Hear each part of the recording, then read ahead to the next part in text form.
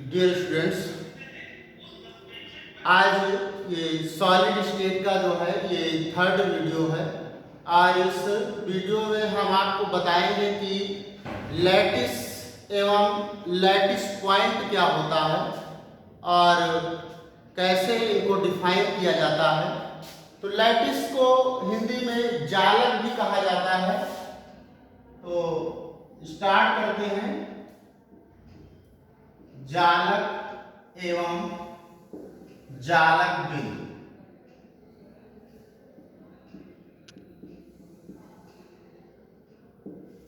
इसको इंग्लिश में लैटिस कहा जाता है।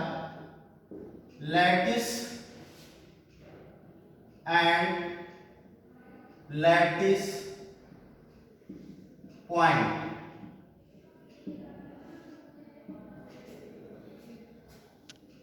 तो लैटिस एवं लैटिस पॉइंट क्या होता है? लैटिस जैसे सॉलिड स्टेट में क्या होता है कि जो हमारे अवयवी कण होते हैं उन अवयवी कणों का जो है क्लोजली पैक्ड होना। ध्यान से सुनिए मेरी बात को कि जो अवयवी कण होते हैं, अवयवी कण जो है हमारे परमाणु भी हो सकते हैं, अणु भी हो सकते हैं और आयन भी हो सकते हैं। तो इनका जो है क्लोजली पैक्ड होना क्या कहलाता है? लैटिस कहलाता है। यानी इनके क्लोजली पैकिंग को ही क्या कहते हैं? और पैकिंग हमारी कैसी भाई, जो हमारे क्रिस्टलाइन सॉलिड है उसमें पैकिंग कैसी? बिल्कुल रेगुलर अरेंजमेंट। यानी जो रेगुलर अरेंजमेंट पैकिंग होती है वो क्या कहलाती है? लैटिस कहलाती है। और उसका जो पॉइंट होता है उसको हम लैटिस पॉइंट या जालक बिंदु कहते हैं। जैसे एटम की बात करें तो हमारा एटम कैसा होता है? हमारा एटम जैसे मान लीजिए स्फेरिकल होता है। अब एटम स्फेरिकल है और इसके अंदर क्या होता है? इसके अंदर क्या है? हमारा न्यूक्लियस है, यानी एक पॉइंट है। तो इस पॉइंट को लेकर हम आपको समझाते हैं कि क्या होता है लैटिस। जैसे हम यहाँ पर कुछ पॉइंट बना लेते हैं। जैसे ये पॉइंट बना लिया हमने, ये पॉइंट बना लिया, ये पॉइंट और ये पॉइंट। बाकी दूसरी लाइन में भाई क्या करना है कि 3 डायमेंशनल में क्या करना है? इनको रेगुलर अरेंज करना है। जैसे आपसे कहा जाए कि आपको एक डिब्बे में जो है लड्डू पैक करना है, तो भाई कितनी तरह से पैक कर सकते हो? या तो एक तरीका ये है कि एक लड्डू के ऊपर दूसरा लड्डू जो है रख दीजिए, दूसरे के ऊपर फिर रखते चले जाइए। या तो एक तरीका ये है कि जैसे यहाँ पर पॉइंट हमने बनाए हैं, इन दोनों पॉइंट के बीच में जो है रख दीजिए, इन दोनों पॉइंट के बीच में रख दीजिए। इससे क्या होता है कि जो पैकिंग एफिशिएंसी होती है हमारी वो ज्यादा होती है। अगला पॉइंट हम यहाँ पर बना देते हैं इन दोनों के बीच में, फिर इन दोनों के बीच में, फिर इसी चीज को रिपीट करेंगे। फिर अगला पॉइंट हम इसके सामने यहाँ पर बनाते हैं। अगला पॉइंट फिर इन दोनों के बीच में यहाँ पर बना दिया हमने, इन दोनों के बीच में यहाँ पर बना दिया, फिर इन दोनों के बीच में यहाँ पर बना दिया, फिर इसके सामने बना दिया। फिर एक लाइन और ले लेते हैं, फिर अगली लाइन में इन दोनों के बीच में हम ये पॉइंट बनाते हैं, फिर इन दोनों के बीच में एक पॉइंट बनाते हैं, इन दोनों के बीच में एक पॉइंट बना देते हैं और अगला पॉइंट हम इन दोनों के बीच में बना देते हैं। तो ये जो हमारा बना है ये एक लैटिस फॉर्म हो गया है। और एक लैटिस में क्या होता है? एक लैटिस हमारा कैसे बना होता है? तो एक लैटिस हमारा बना होता है यूनिट सेल से। किससे बना होता है? यूनिट सेल से बना होता है। हमारा लैटिस किससे बना होता है? यूनिट सेल से बना होता है। यूनिट सेल को एकक कोशिका भी कहा जाता है। अच्छा, ये यूनिट सेल क्या होती है?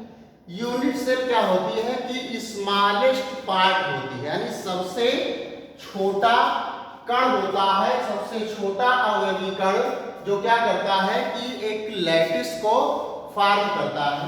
जैसे देखा होगा कि हमारे घरों की जो दीवार होती है वो ईंट से बनी होती है, तो क्या होता है कि ईंट को हम ईंट के ऊपर ईंट रखते चले जाते हैं, तो क्या होता है कि एक रेगुलर अरेंजमेंट के बाद क्या होता है, जब उसी चीज को हम बार बार रिपीट करते हैं तो क्या होता है कि एक लैटिस बन जाता है।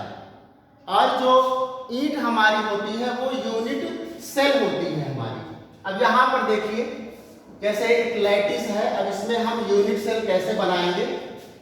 जैसे यहां से लेते हैं, यहां से हम इस बिंदु को यहां पर जोड़ दिए, यहां से इसको ऐसे जोड़ दिए, फिर नीचे इसको ऐसे जोड़ दिए, इस पॉइंट को,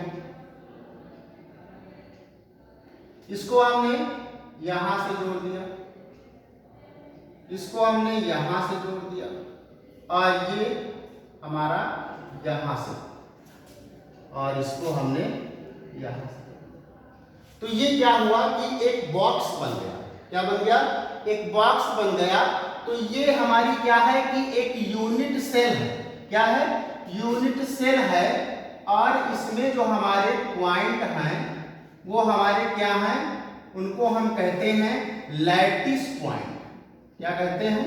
लैटिस पॉइंट कहते हैं। लैटिस पॉइंट या जालक बिंदु। इसी यूनिट सेल को अगर हम क्या करते हैं कि बार बार रिपीट करते हैं तो क्या होता है? लैटिस फॉर्म होता है। जैसे इसी यूनिट को हम क्या करें कि बार बार अगर रिपीट करते हैं, ऐसे यहां देखिए, ये अगर इसी यूनिट को हम क्या करते हैं, बार बार रिपीट करते हैं, तो क्या होता है कि हमारा यूनिट सेल या सेल लैटिस हमारा फॉर्म हो जाता है। ये चीज भाई, एक बॉक्स हो गया। अब ये हमारा दूसरा बॉक्स बन गया। फिर क्या करेंगे? इसी को हम फिर रिपीट करते हैं।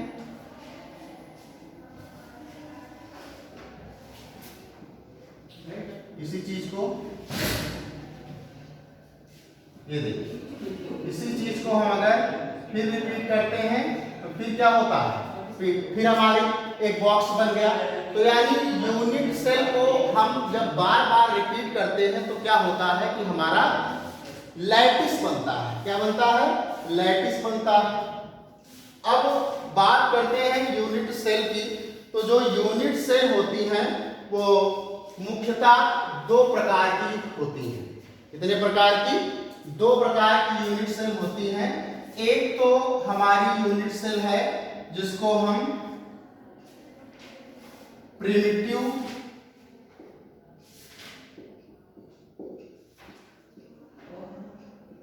यूनिट सेल कहते हैं, या इसको आद्य एकक कोशिका भी कहा जाता है।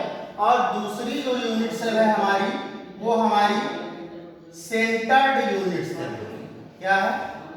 सेंटर्ड यूनिट सेल कहते हैं, सेंटर्ड यूनिट सेल।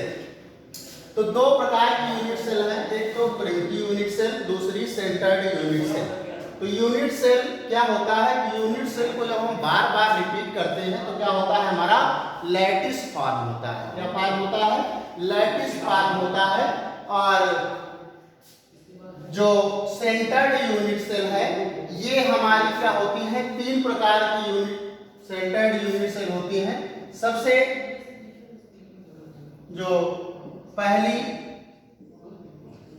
हमारी सेंटर्ड यूनिट सेल है वो हमारी जो है फेस सेंटर्ड यूनिट सेल है। पहली कौन सी होती है? Face centred unit cell. दूसरी हमारी क्या है कि बॉडी सेंटर्ड यूनिट सेल। और जो तीसरी यूनिट सेल है हमारी वो है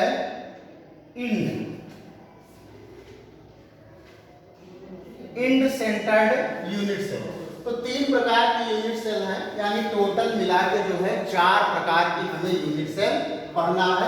एक तो हमारी प्रिमिटिव यूनिट सेल है, और सेंटर्ड यूनिट सेल में हमारी फेस सेंटर्ड यूनिट सेल है, बॉडी सेंटर्ड यूनिट सेल है और इंड सेंटर्ड यूनिट सेल है।